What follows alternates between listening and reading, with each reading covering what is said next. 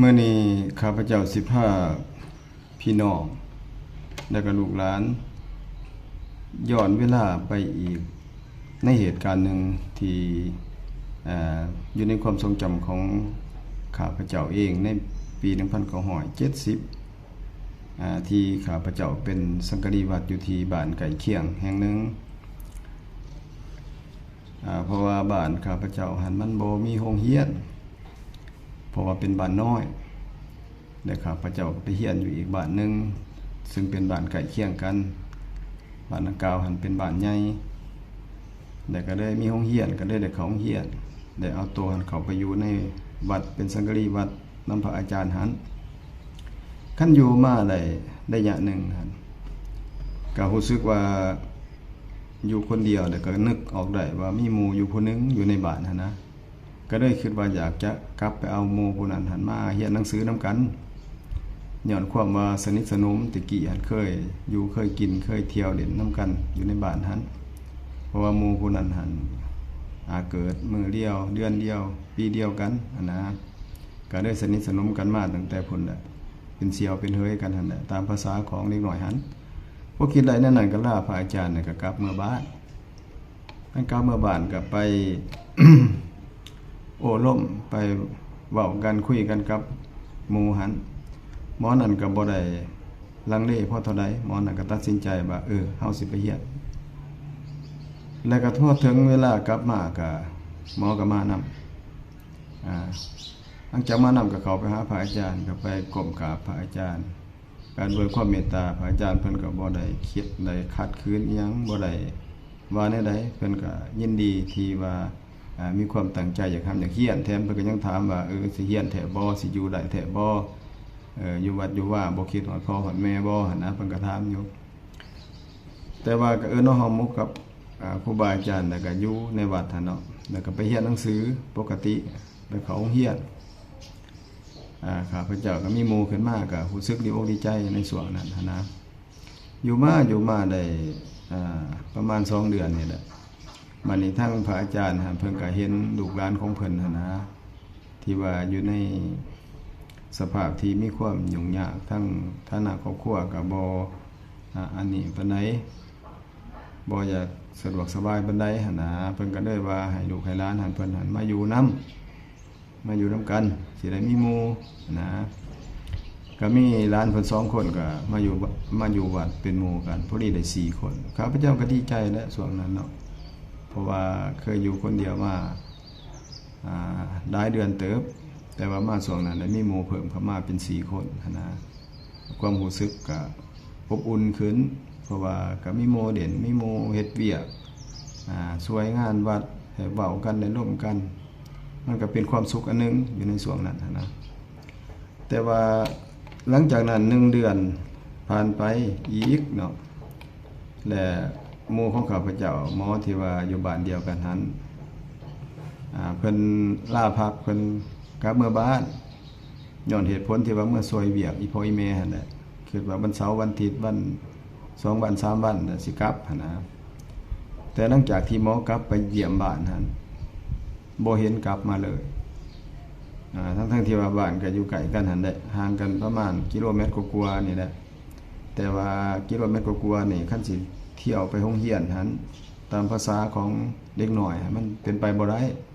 มันมีความเสี่ยงหลายเนาะเพราะว่ามันมีป่าขันอยู่นำระหว่างบ้านกับบ้านหั่นมันบ่แม่นทางสะดวกสบายคือปัจจุบันนี้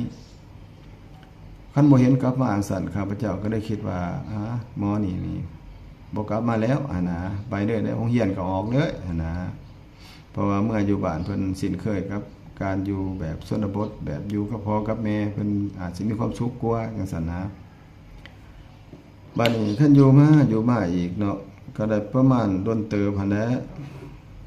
ได้อยู่ 3-4 เดือนพุ่นแหละระหว่าง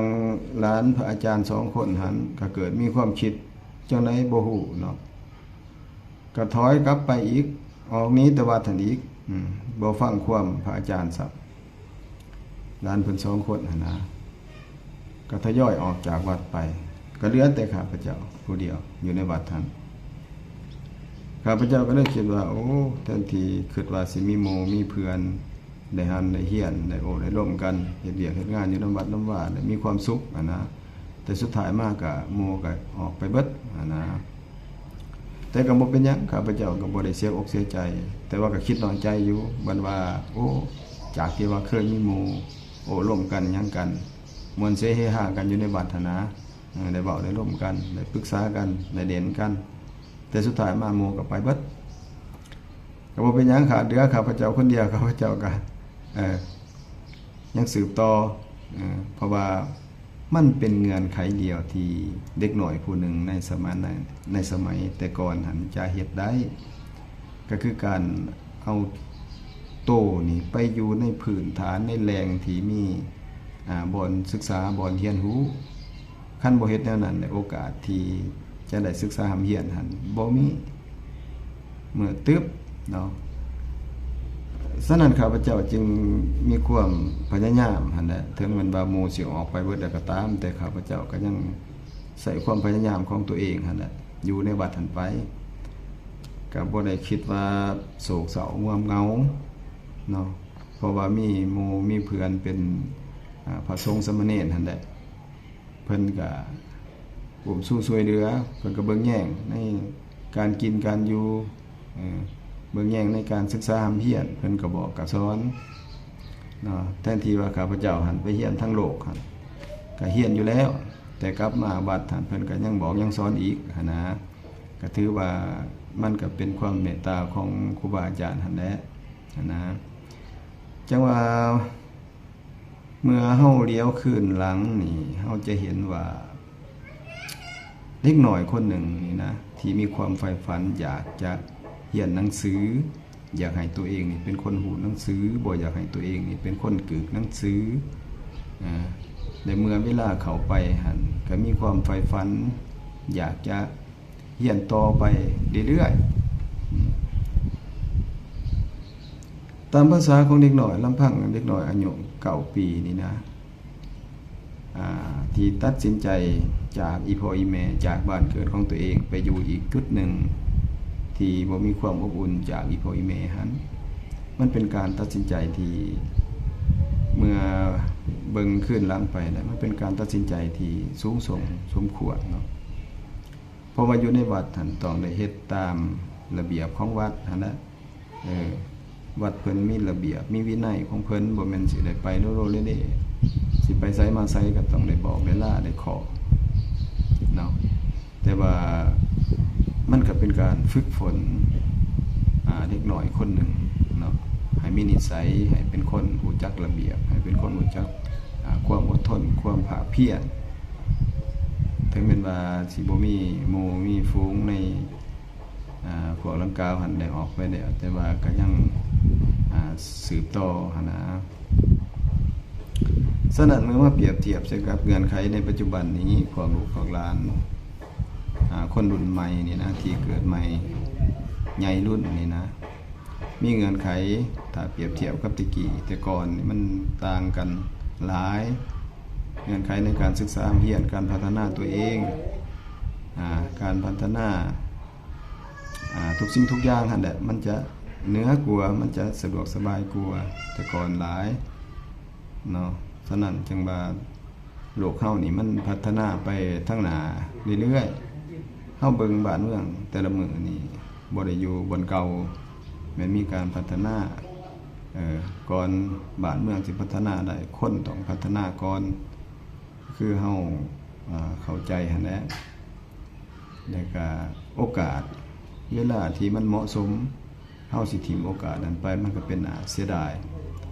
เนาะเพราะว่าเวลาน่ะมันจะบ่หวนคืนมาให้เฮาอีกถ้าเฮาพลาดโอกาสไปบ่พัฒนาตัวเองบ่ศึกษาบ่เรียนรู้เวลามันก็ผ่านไปสุดท้ายเฮาก็ตกเป็นคนที่บ่มีความรู้บ่มีความฉลาดเนาะเมื่อย้อนกลับไปถึงเรื่องราวที่ข้าพเจ้าเล่ามานั้นข้าพเจ้าก็รู้สึกขอบอกขอบใจตัวเองที่บ่ยอมท้อถอยให้กับชีวิตในเงื่อนไขที่ยุ่งยากในระยะนั้นได้เฮ็ดให้ข้าพเจ้าได้สืบต่อศึกษาเรียนจนกลายเป็นคนบ่กึกหนังสือได้ก็บ่หยุดในการ เฮียนฮู้บ่หยุดในการพัฒนาตัวเองข้าพเจ้าจะขอบใจครูบาอาจารย์หรือว่าพระสงฆ์สามเณรอยู่ภายในวัดในสมัยนั้นที่ให้ความเมตตากรุณาช่วยเหลือผู้ขาขอบใจหมู่เพื่อนและลูกหลานทุกคนที่เข้ามาติดตามรับฟังเรื่องราวของข้าพเจ้า